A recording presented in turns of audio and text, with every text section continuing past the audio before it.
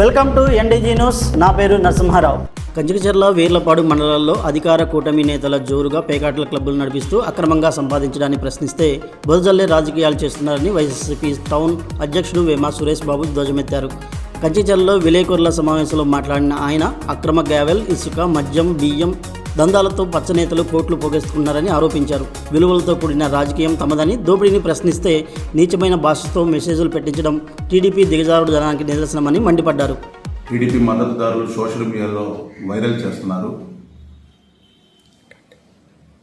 వేరంగం చేశానని చెప్పి గత 4 సంవత్సరాల క్రితం జరిగినటువంటి ఒక సందర్భం అది. ఆ సందర్భాన్ని ఈరోజు తెర మీదకి తీసుకురావడం గల కారణం టీడీపీ నాయకులు పోలీస్ స్టేషన్లో చేస్తున్నటువంటి అరాచకాలను వైసీపీ పార్టీ ఖండించిన సందర్భంలో ఈ వీడియోను ప్రదర్శిస్తున్నారు.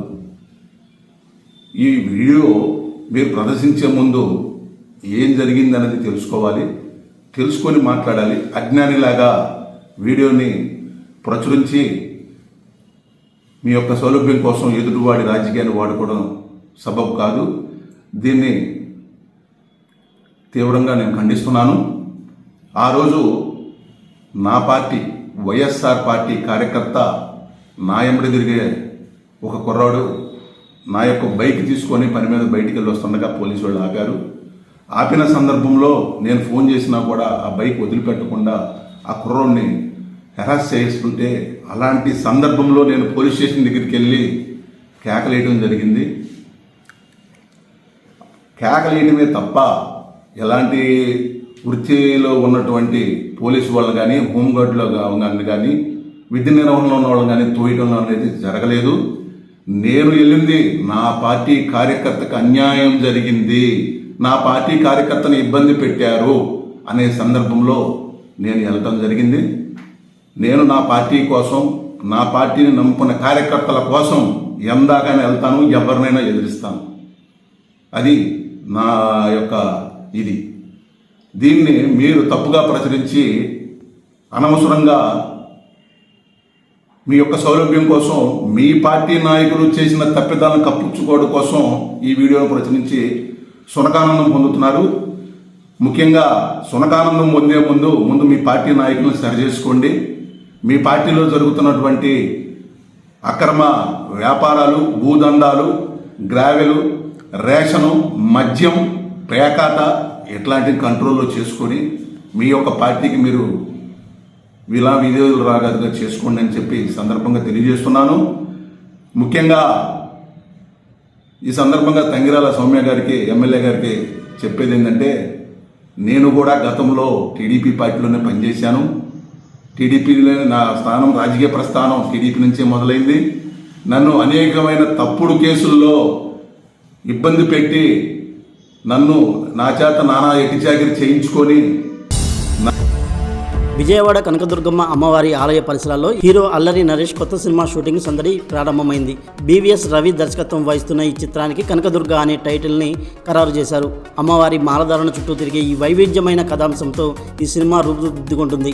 షూటింగ్ ప్రారంభోత్సవం సందర్భంగా హీరో నరేష్ చిత్రబృందం దుర్గమ్మను దర్శించుకొని ప్రత్యేక పూజలు నిర్వహించి ఆశీస్సులు తీసుకున్నారు.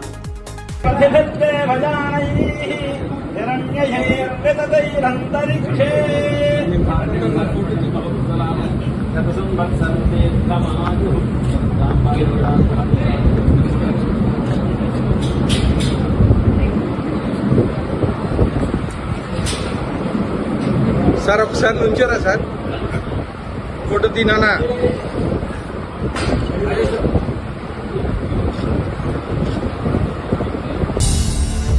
దళిత క్రైస్తవులకు ఎస్సీ హోదా కల్పించాలనే ప్రధాన డిమాండ్తో నందిగామలో పాస్టర్ వెల్ఫేర్ అసోసియేషన్ ఆధ్వర్యంలో గురువారం భారీ ప్రదర్శన నిర్వహించి ప్రభుత్వానికి వినతిపత్రం సమర్పించారు. రాజ్యాంగబద్ధమైన మత స్వేచ్ఛను పరిరక్షించాలని, మైనారిటీలపై జరుగుతున్న దాడులను అరికట్టడంతో పాటు సంక్షేమ పథకాలను సమర్థవంతంగా అమలు చేయాలని నేతలు డిమాండ్ చేశారు. సుమారు 500 మంది పాస్టర్లు, క్రైస్తవ సంఘాల ప్రతినిధులు పాల్గొన్న ఈ కార్యక్రమం పట్టణంలో ప్రత్యేక ఆకర్షణగా నిలిచింది. ఆ వర్గాల్లో మేము కూడా క్రైస్తవులంగా ఉంటున్నాం. మాకు మత స్వేచ్ఛ ఉంది. మేము బోధించుకునే మత స్వేచ్ఛ మాకు కల్పించాలని ఈ విధంగా చేయటం జరుగుతుంది. కాబట్టి ప్రభుత్వం కూడా దీన్ని స్పందించి క్రైస్తవులకు ఎటువంటి ఇబ్బందులు కలగకుండా. జగ్గయ్యపేట మండలం గౌరవరం గ్రామ చెరువులో కొద్ది రోజులుగా ఎలాంటి అనుమతులు లేకుండా జోరుగా సాగుతున్న అక్రమ మట్టి తవ్వకాలపై స్థానిక ప్రజలు తీవ్ర ఆందోళన వ్యక్తం చేస్తున్నారు. కొందరు అక్రమార్కులు రాత్రి పగలు తేడా లేకుండా భారీ ఎక్స్కలేటర్ల సాయంతో మట్టిని తవ్వి ట్రాక్టర్ల ద్వారా ప్రైవేటు కంపెనీలకు తరలిస్తూ లక్షల్లో సొమ్ము చేసుకుంటున్నారు. ఒక్కో ట్రాక్టర్ మట్టిని 1000 నుండి 1500 రూపాయల వరకు విక్రయిస్తున్న మైనింగ్ రెవెన్యూ అధికారులు నిమ్మకు నీరెత్తినట్టు వ్యవహరించడంపై అనుమానాలు వ్యక్తం చేస్తున్నారు.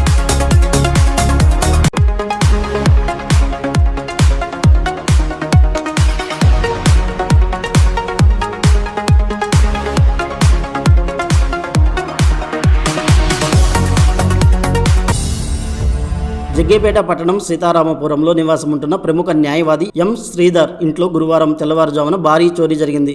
బాధితుడు కుటుంబంతో సహా ఊరు వెళ్లిన సమయాన్ని ఆసరాగా తీసుకున్న దుండగులు ఇంటి తాళాలు పగలగొట్టి బీరువాలోని 6 లక్షల విలువైన బంగారం, 3 లక్షల నగదుతో పాటు వెండి ఆభరణాలను దోచుకు వెళ్లారు. బాధితుడి ఫిర్యాదు మేరకు క్లూస్ టీం రంగంలోకి దిగి వేలిముద్రలను సేకరించగా జగ్గయ్యపేట పోలీసులు కేసు నమోదు చేసి దర్యాప్తు చేస్తున్నారు. రేపటి NDG న్యూస్తో కలుద్దాం. నమస్కారం.